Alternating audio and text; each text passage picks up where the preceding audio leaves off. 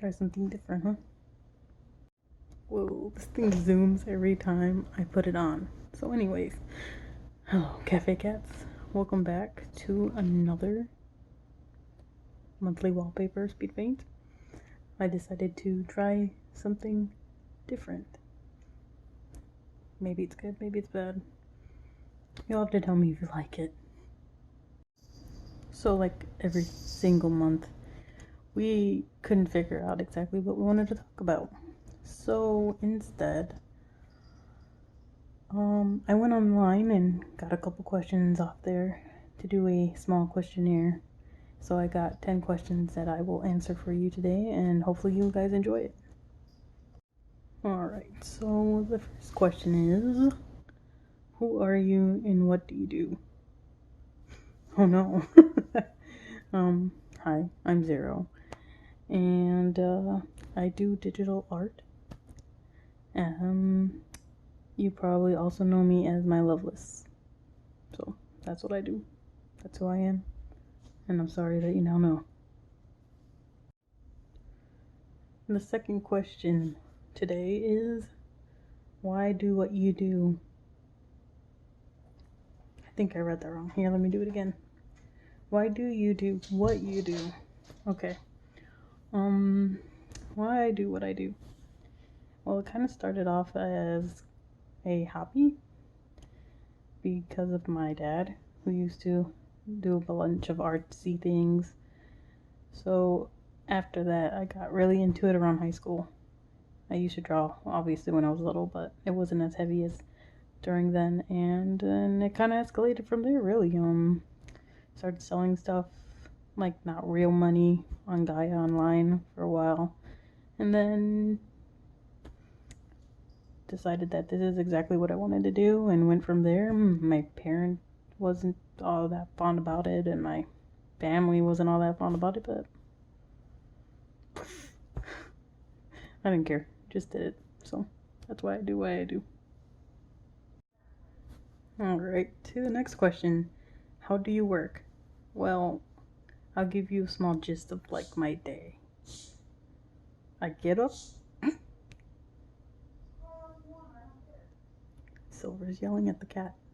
Okay, I get up, roll out of bed, have breakfast with Silver, head straight to the computer room, which is the office room, and then I open up everything online, grab my Wacom, and just start working. Alright, on to the next question. My house is going to be full of weird noises, so I'm sorry about that. 4 is, what role does the artist have in society? I feel that we provide all kinds of stimulation and things that a lot of people can't actually do themselves. So I feel like we provide a lot of things. I mean, entertainment and just everything. I mean, music is an art. You know, digital illustrations, movies. I'm just trying to think of all the things. It's countless. And I think a lot of people forget that. Like, we give so much to people and they just consume it and they have no idea where it comes from. But yeah, I feel like that is the artist's role in societies, that we give those things to them. Yeah, that's pretty much it. On to the next heavy question. Number 6. Is the artistic life lonely? What do you do to counteract it? It really depends, I think, on what art you are doing that can make it lonely. For me, it can be, because I'm home all the time. You know, I choose to be home all the time, so I do my work on there and in there, and you know, I don't really talk to anyone other than like maybe Discord and stuff. So yeah, I mean, it can be lonely, because when I was in school, it was a lot less lonely because you were surrounded by a lot of people with, you know, the same idea and the same passion and stuff, so it made it a lot more fun. But I think to counteract that, we have a lot of social medias and like sharing art and stuff and like ideas, along with, I would say, doing art streams and stuff also helps to counteract the loneliness. But yeah, it can get pretty lonely, and I think a lot of people don't understand that. We're surrounded by a lot of artistic people, but we kind of stick to not talking to others. And we kind of hermit, I guess. And it's just environmental, I think. I think if we had a giant studio and it was like, hey, everybody want to hang out, I think that given that choice, a lot of people would, because I feel like artists motivate other artists when we're around each other. They kind of like leech off each other's energy, but some people just don't have that kind of, ability to do that. So I think the best thing would be doing art streams and, yeah, talking to other artists and other people online. That's all we got now. All right, number 7. What do you dislike about the art world? I dislike the elitism in the art world. I didn't see it before I went into school, but I did see it while I was in school, and it drove me nuts. It really did. Teachers there were very, very elitist. I'm not saying all of them were. A lot of them were actually very kind, but like the very few that were, you can tell, and it's very discouraging. There's people online that use online to talk down to other people, telling them that they're doing something wrong. And with art, it's really hard to do something wrong. Everyone has their own processes and their own ways of doing things, so I really hate the whole like, oh well, I've been doing this for 40 plus years, so I know better than you. And that's a little crap. It really is. Like, you can have all this experience on one thing, but you can't tell everybody how to do something. It drives me nuts. But yeah, that's one of the biggest things that I really dislike about the art world. Okay. The next one is, what do you dislike about your work? Right now, at this moment, I really dislike how fast I work.